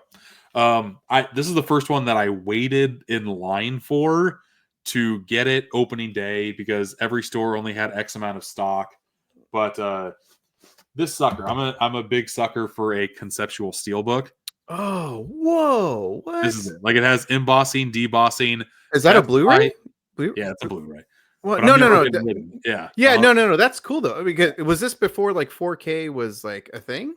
correct. Yep. This Oh, was okay. when it originally came out on Blu-ray. Best Buy would have exclusive steel books for every single Marvel film that came out. So that's how I got hooked. I loved Guardians. I wanted to Oh, have this in the collection. This is the yeah. first one that I had in the collection. Like, this thing is great. And Whoa, even on the man. back or even on the inside, it's still themed like you're opening up a Walkman, like inside That of is here. so tight. It's What? it's awesome. Yes. Uh, Again, I've never seen that. that's how old I am, Frank. That's how long I've been collecting. I've got shit you've never even heard of. Yeah, exactly. So, Back in my day. pretty much, yeah. But yeah, just that sense of like community where you actually go in person, you get to talk with the same people that were there to find the same thing that you wanted. Mhm. That's just not there. Like, that's what I go to YouTube now, and there's live streams that I go into and talk with, but it's not the same of like physically going somewhere. I like collect physical media. I like the physical sense of everything. Mhm. Taking the physicality out of actually purchasing in person kind Mhm. of stinks, kind of stings a little bit. Like the Nightmare on Elm Street set that's coming out, it's a pre-order for $260 or whatever it is, and there's no artwork yet. Like, how can I even justify pre-ordering that if I don't know what everything looks like yet? That seems to be a trend a little bit. I hate it. I hate it Yeah. so much. I won't do it. And there have been numerous times to where the pre-order sold out before all of the artwork was out. I'm like, what? Like that Exorcist box set. Mhm. Now that I know what it looks like, the one that looked like a Bible that came out in the UK, I have that. Yeah. I didn't know what that was. Because Yeah. even when you're scrolling and looking at pictures that are available, it Mhm. still doesn't really showcase off everything that's in there. Like, there's not a good way that I've seen online. Like, it might have a layout of every single item that's in there, but Mhm. even then, like, it doesn't show just how cool that set was. I'm pissed at myself that I don't have that in the collection. It's pretty fucking badass. That's what I've heard. Yeah, It looks dude. great. Yeah, man, I was jumping when I got it. My wife is like, "What the hell?" But I was like, "Oh my god." Well worth Um, it. Well worth yeah, it. totally, man. So what are your hopes for 2025 for physical media? Um, my hopes are that prices don't get crazy, that we Mhm. continue to get 4K releases that are on a lot of most wanted lists. That would be phenomenal. Like, that whole set we're getting for Nightmare on Elm Street, I am in love, and the fact that we're getting a steelbook set for it, I'm hyped for it. I just want to Mhm. know what the sucker looks like. Yeah. Um, I want more boutique labels to come out of the woodwork. Like, there are a little bit of like Amoeba ones that like last year, 88 films. Like, they usually just release kung fu stuff. But Mhm, in the mhm. UK, they released American Pie, and I feel like that kind of put them a little bit on the map because that set was a beaut, man. I loved that thing. I was able to Yeah. pick that up on Black Friday for $20. Like, that's I a know, man. I'm kicking myself. I don't have that one. So yeah. I don't think maybe American Pie 2 will be on sale for Black Friday for we'll see. Yeah. Um, yeah. But again, a lot of this stuff, like I have a region free player. It's just in one of the rooms and it's not in the basement. I should just move it to the basement. That's where I Oh, watch all of gotcha. my content because all my stuff's down here anyway. Mhm, I mhm. watch it in the bedroom because that's where, like, if my wife wants to watch something, I want to make sure that if it is region B, we can still watch it up there. You're always thinking about her, man. That's good. That's good. Yeah. Well, she's big into. She likes her books. She reads books all the friggin' time. Like, I have a collection of movies. She has a Mhm. collection in the bedroom of like first edition, limited, like Oh, fancy wow. Okay. spine books. Yeah. So she's a collector too, She just a didn't used different. to be. This is really new to her. Like, she switched job titles. She now works weekends and has weekdays off to take care of the kids. But Mhm. while they're at home, she found a love of reading once again. She did a lot in college, but kind of took a back seat. But now it's back in full gear, and she Mhm. likes the physicality of books just like I do with my movies. So Mhm. Mhm. I am fueling that flame like crazy. I gave her a good amount of money. Her birthday is at the end of the month. I'm like, take this. I just got a good paycheck from TikTok. Take half of Mhm. this chunk and spend it on books, lady. Just Mhm. go hog wild because Oh, that brings treat her a lot of yourself. joy. Yeah. Nice. Heck yeah, man. Yeah. Hell yeah. Anything else for 2025? Just want to make sure. um, Nothing that really comes to mind. No. Okay. I guess I don't. If you want to throw out topics my way of what other people are excited for, I guess I'm just along for the ride. Like I don't really have like a checklist of things that I hope happen. I'm just like, hey, Mhm. that thing happened. That's cool. Yeah. Nice, man. Uh-huh. Okay. Um, man. So I want to talk to you a little bit about, because we haven't even talked about it. We just talked about a few things like section. Man, yeah, I got questions. Obviously, I'm not going to Sure. keep you forever, but I can talk to you freaking forever, man. I want to know again. My channel is physical media and horror based, and so I know that The Thing is your favorite horror movie. Is Yes. it your favorite movie overall? It is. It's my favorite movie of all time, and I can't believe I love horror the way that I do now because Mm-hmm. in high school I was the biggest freaking baby. I was scared of everything. Like it Mm-hmm. took until I was probably in my mid 20s to give horror another shot, and I just fell in love with it hook, line, and sinker. And Really? That late in your yeah, 20s? yeah, very, Wow. very like in high school, I was a big comedy guy. I'm still a big comedy guy, but I never Mhm, really understood why people would want to watch a movie to get scared. And that's not. I mean, some movies do that, but I do like. I'm a big fan of practical effects, and I feel like horror mhm, movies more than most really make that shine like no other. mhm, The Thing is, that's one of the reasons why The Thing is my favorite movie of all time, is just because I can't believe what they were able to craft physically in that movie. It's just so wholly unique. The storytelling is just like a classic whodunit. They made a game of werewolves that's pretty much just The Thing. Among Us is pretty much just The Thing because that idea is so solid and strong. The mhm, isolation of being in the Arctic is just something that's already scary enough as is, but throw a monster in the mix and you don't know who that monster is. It's just mhm, totally thrilling and captivating, and performances are great. I could gush about The Thing for a very, very long time. That movie's mhm. perfect in my opinion. Yeah, it's one of the few 10 out of 10s for me. Yeah. That's for damn sure. It's a masterpiece, man. It's my favorite John Carpenter, obviously, but it's an uh, for me personally, it's my second favorite horror movie. My favorite is Candyman. Oh yeah, Uh, that's a great one. yeah, I watched that movie late. Like I didn't watch that movie until the remake came out. That 2019, it's 2021. 2021. Yeah. Yeah, And yeah, I fell in love with Candyman as well, the 93 version. 93, 94, I want to say it's 92. 92. Okay. Yeah. Gotcha.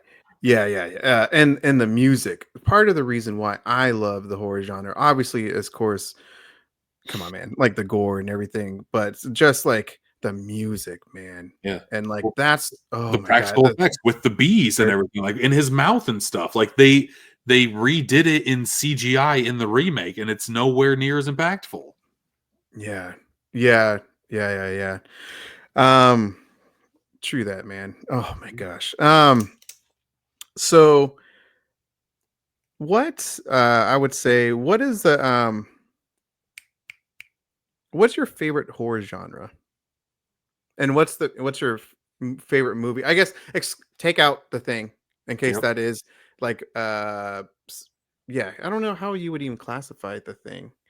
What type of genre that is, but like I'll go anyway. psychological horror. Yeah. Like it's kind of where it is, and that's kind of my favorite genre. Like if we took out The Thing, I would go with Mhm. The Shining. Like The Shining to me, Mm.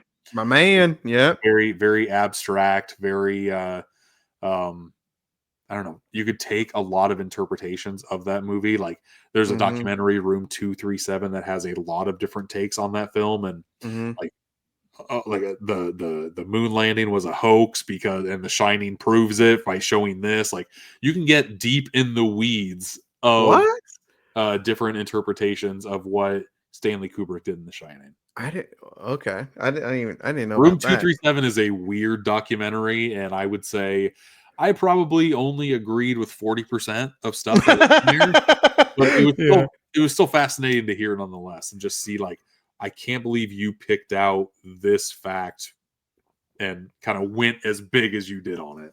Mhm. Oh my gosh. Yeah, I recently I watch that every October, but I just recently watched it because I joined my buddy Night from the Night Watch Zone, his live stream, and fucking a man, Uh-huh. Night The Shining is such a masterpiece of a film. It literally has everything that I want in a horror film, except for like maybe a little bit more gore, but that's excluding that. Like There's a whole I elevator of blood. What do you want, Frank? Dude, I want some of that gross stuff like from the Sure. thing. But either way, like I think there's something. That So I old lady know, in the bathtub was pretty gross, Frank. dude, oh my gosh. Yeah. Oh my gosh. Man. What'd you think of Doctor Sleep? I love Doctor Sleep. I do It's one of too. my favorite movies. It's good. Yeah. I Yeah. can't believe a sequel to The Shining like rocked as hard as what it did. It should have crashed and burned, and it really didn't. If I'm being honest, I think it's almost as good. I don't know if it's as good, but I think there's just something about The Shining that just gets me a little bit, like, just more, I don't know, captivating, or just gets Yeah. under my skin a little bit. Yeah. But Doctor Sleep, man, holy shit, that is Yeah. such a fantastic movie, man, that doesn't still get enough credit or talked Yeah. about, recognition or anything. I would say It's Doctor Sleep is like a blockbuster fun watch, and The Shining is just like a mythic tale almost. Like it's so wholly unique within the horror genre that there's not a lot you can really compare it to. Mhm. My wife, and I, early in our relationship, she was a travel nurse, and so one of the places was in Denver, and so I told her we have to go to the Stanley Hotel, Yeah. and we went and over there in Boulder, man, and it was literally like off my bucket list. It was a dream come true, seeing it firsthand, That would creep uh, me the hell out. in the I don't know if I could tour. do it. Yeah. Oh, dude, they made you, and during the tour, uh, the ghost tour, like they get like a volunteer, and I was one of them, thankfully, because it was fucking awesome. And they make you go into, they put you in like in a little closet, and apparently like some ghosts will like talk to you or whatever. It didn't happen to me, but like they've, guests have said that, like there's some, we Okay. did capture like two orbs, so there's actual sisters over there that passed away, and I captured it. uh it's so damn cool, man. Like I Really? follow, because like, yeah, during the ghost tour, there's like there's a little stairway that these twin girls, they just, they're just there, right? And Sure. so they say like take pictures, and if you capture something, that's good, may not always happen. And Yeah. we didn't capture anything like during the ghost tour, so my wife and I like snuck in afterwards. Like, you were supposed to just leave, but we Uh-huh. said fuck that, and so we came back and we snuck in, and it was just my wife and I, and we captured like two orbs, like next to her. And it wasn't just like one picture, it was like multiple pictures on various levels That's creepy. of the stairs. Yeah. Yeah, man, I was like, oh my god, it was amazing. It's like, so yeah, man, that only like hyped me up for that. And then plus the outside scenery, that is actually the hotel, the actual hotel, Yeah. too, part of it, that's here in Oregon too. Huh. Mount, is it Mount Scott? I can't remember. Timberline Lodge. That's what it is. And so this October they're doing like a big The Shining party and everything. That'll So be fun. Yeah. Do you like yeah, going to film locations? Like when say it you're again. traveling? Do you like going to film locations when you're I, traveling? I try to. I mean, I wish I went to like some, but like that was yeah. I want to, that's for sure. I just don't really do it as often. I know, like here in Portland, there's a famous like Shanghai tunnel, here in downtown, and it's where people got shanghaied under the Hobo restaurant. That's Okay. like a very fancy restaurant. Now it is, but like, yeah, dude, you go under it, and it's like a tunnel, and it's all like this people's like belongings from back then. And there's Okay. like just some messed up stories, Right. the people getting shanghaied, and so yeah, I mean, I love exploring all that type of, weird history and all that type of stuff, man. I just love it. Sure. So really quick, yeah, man, just really quick, I would say, what's besides The Thing, what is the one horror movie that you would recommend for new fans, I guess. Yeah, I would say that. This is a Uh, two-parter, really quick. So, you just know what? This is a perfect example of something that I go to Letterbox to mm. and look up like what I rank from like a 4.5, 5-star movie, something like that. Oh, Do there you you go. do you use Letterbox at all? I'm gonna be honest with you, no, man. I've been asked that so many times since being on YouTube, but like, Yeah. I don't really use it. I use it religiously. I probably do a review a day on there. Last year I did do a review a day. Last year I reviewed 400 different movies, which is the most I've ever done in a year. I'm not going to do Holy that this year. That smokes. took out a lot. That's for damn sure. But I have the brain of a goldfish. I swear, the memory. Like I just cannot remember things. That's why I write all my stuff down just so I remember. I, God, this shouldn't be a 101, but I really like Hereditary a whole lot. Like I'm in the camp of thinking that movie is absolutely perfect. One Mhm. that is fun that did the quiet place just like being super quiet all the time before A Quiet Place, and I think is a much better movie is Don't Breathe. That is the first one? Oh my god, Yeah. yeah. Yeah, we Hell don't yeah. talk about the second one, but the first Yeah, yeah. one to me is Oh, like the perfect schlock horror movie that you want. And I watched that one in theaters. There was not a lot of people in the theater, so it was already kind of quiet to begin with. But dude, your it's one mouth of those went to movies where like you're eating popcorn, and when like the blind man is there, like you don't move in the theater because you don't want to mhm. make any noise. Like you're just in the zone, and the creepiness of the turkey baster of it all. Dude, I was gonna say, man, like the basement. Are you kidding me, man? Yeah. I Yeah. remember my jaw was dropped, man. I was floored as because obviously you don't expect that within the storyline of this home invasion film, but then like to see what the hell the movie's actually about, Yeah. like what the fuck, man? It's got a Like, solid, like, 90-minute watch too. It just oh is my in gosh. and out, and I love it. I don't know if that's a good beginner one. I guess it kinda is. Like, it's not super scary, but Hmm. it'll creep you the hell out. That's for damn Hmm. sure. Yeah, I'll go with Don't Breathe. Let's do that. And what's a horror movie that's like you think is just criminally underrated that you just want more people to see about? Um, that is a very good question. See, I'm terrible at like getting questions on the spot. Like I'm going to very bizarre territories. Like I'm a fan of making of documentaries and stuff. Mhm. There is on God, it was a special feature, and it was a old Fangoria back in the day made this series of like 45-minute documentaries that they sent out via VHS tape. It was called Scream Greats, Hmm. and there was one on Tom Savini. That's who it was, Mhm. and it showed what he did for practical effects from the beginning of his career all the way up to when he was making the practical effects for Creepshow.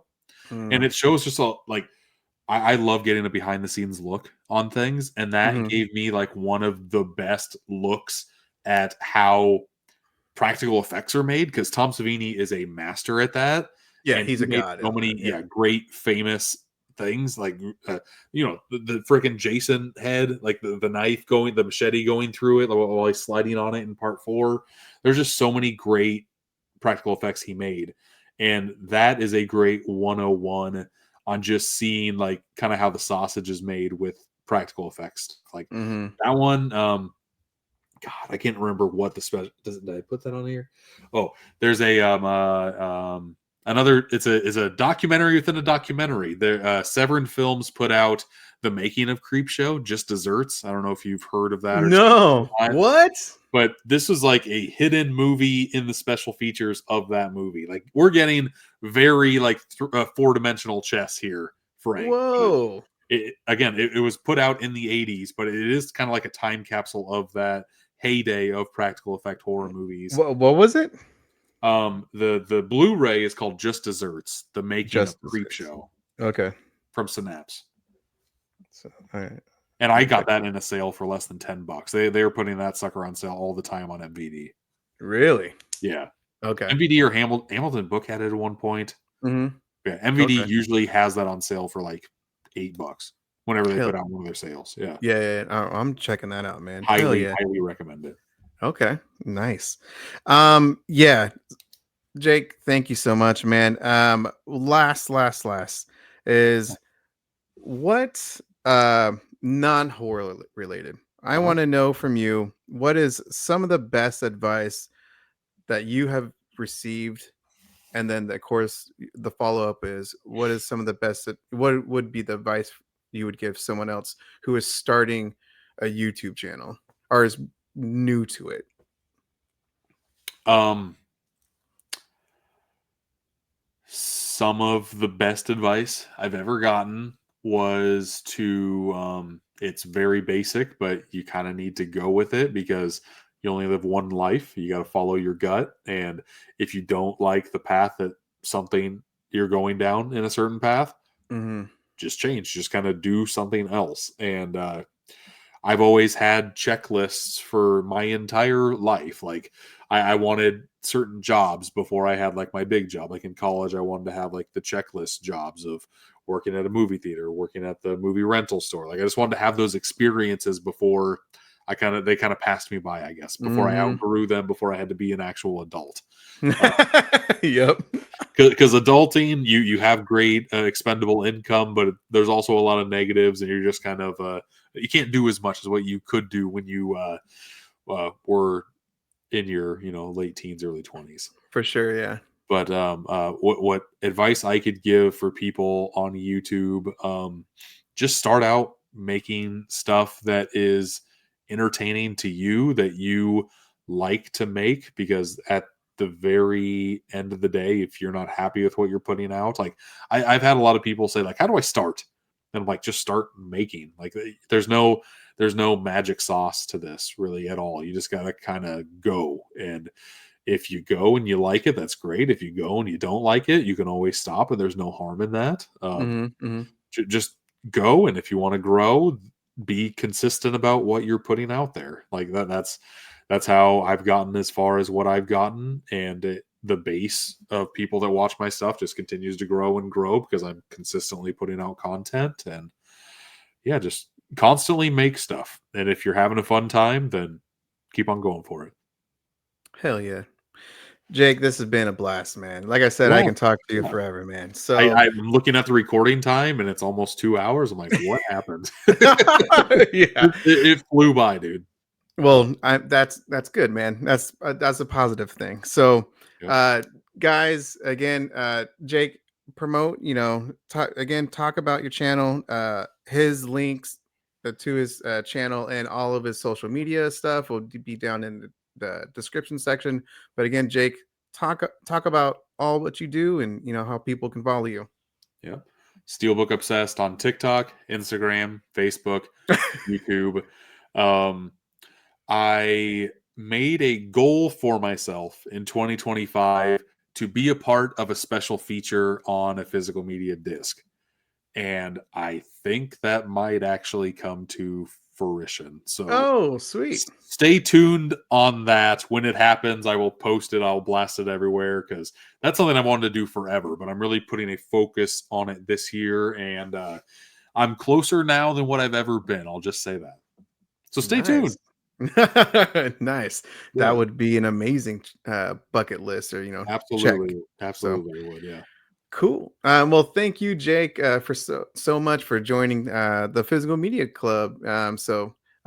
Thank you guys for watching, and again, follow Jake on all of his social media accounts. And guys, have a good one.